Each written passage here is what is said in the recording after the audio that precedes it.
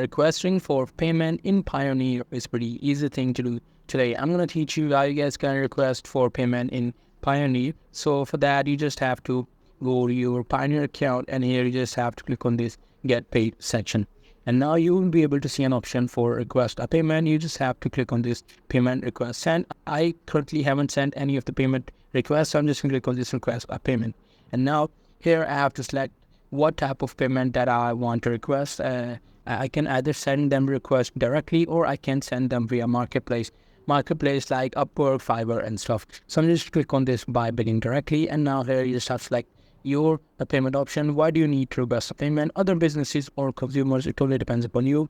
And here you just have to select on this programming and tech support, and you just have to click on this add details. And now you have to add their business profile, their government issue ID photos. After that, you will be good to go, and you will be able to make a payment request to anyone in Payoneer. So that's pretty much it. That's how you guys can request a payment in Payoneer. Hope you guys find this very helpful.